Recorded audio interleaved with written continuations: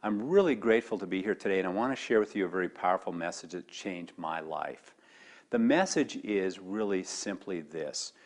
Love and compassion has transformed my life in many, many ways, and I know I have a strong belief that if you apply what I'm teaching you today, it will gradually, day by day, transform your life as well. I want to tell you a short little story, and then at the end of this story, I'm going to share with you an exercise which will help you to take this into your own life and experiment with it, because it's only by experimenting with it, it's only by trying it, it's only by using it that you'll gain what you need from it and allow it to transform your life. A while ago, I used to be a volunteer with Hospice of the Valley. And hospice, if you don't know, is end-of-care life for people who are at the end stage of life, and it supports them and their families. And I volunteered there once a week for about 3 to 4 hours a day on a Wednesday evening. So I showed up for my shift on Wednesday, and I got there a little bit late. And the patients had all eaten their dinner and were sort of settling in for the evening. So I went to the nurse's station, I checked in, I got a review and found out what was going on with all the patients. And then I went to the first room, the lights were down low, and I stood in the doorway to the hallway and I looked into the first room.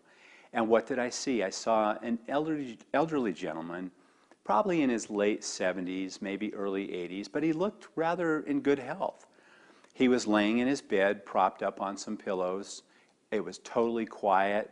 I could see him, even though the lights were down in his room, I could see him from the shaft of light. And I didn't say anything for the first few seconds. I just wanted to kind of feel the space emotionally and check in with him before I said anything. And after about 10 seconds, he turned over and looked at me and he said hello, and I said hello to him. And then I paused for a moment to see what he might need. And he said, after a pause of a few seconds, he said, "I'm really scared." And it took me by surprise for a moment because I felt that was very vulnerable of him to do. We'd never met before. I'd never seen him before. He wasn't there the previous week. And I said to him in response, I understand how you'd feel that way right now, and it's okay to feel that way. And then he said something that was very interesting. He said, "You know, I'm ready for this to be over."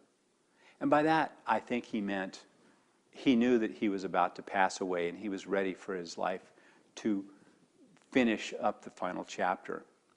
And so I said to him in response, "I understand, and I think it'll be over very soon. When you're ready for your life to pass, you'll be okay and you'll pass." And he said, "Thank you." And then he said something that really surprised me. He said, "Can I have a hug?" Now, I was glad to have him receive a hug from me, but I'd never met him before and I didn't know him, and he said it in such a loving, tender way. He was asking for me to support him, and so I went up to him and I said, "Sure," and I put my arms around him. I had to lean over the bed and sort of cradle him in my arms, and he probably weighed about 175 or 80 pounds, and I sort of put my arm around his back and his neck, and I held him to my chest for about 15 or 20 seconds, kind of a real deep embrace. And then I sort of let him rest back on his pillows, and I said, "Is there anything I can do for you?" And he said, "No, thank you." And then he said, "I love you." Well, that was it. I mean, I didn't know this man, but I felt we had entered this space where there was this tremendous love and just a feeling of friendship between us. And so I said, "I love you too." And then I said goodnight to him, and I continued on to the next room. But I was surrounded by this feeling of just the warmth of human kindness and a feeling of love and compassion for him and what he must be going through at that moment. And what it did for me, that I hope it'll do for you, is it let me see that when we are real with each other, when we have these authentic moments, that the veil drops and we are all family, and there's this feeling of love and compassion that can flow easily between us. So my question is, how could this impact your life? What moments are there in your day where if you treated someone with just a little more loving kindness, might it transform you and your experience with this person that you're relating to in that moment? So what I'd like you to do is this. The next time you are facing a situation where there's potential tension or frustration, awaken a memory of this type of experience where you say, you know what, I'm going to treat this person with a little bit of loving kindness right now. Maybe they're having a tough day. Maybe they need my support and friendship in this moment. And when you give that to them, notice what you feel. And then go to my website, makingfriendswithangels.com, and send me a little email, or go to Facebook on my site, Making Friends with Angels there, and tell me how this impacts you. I want to know.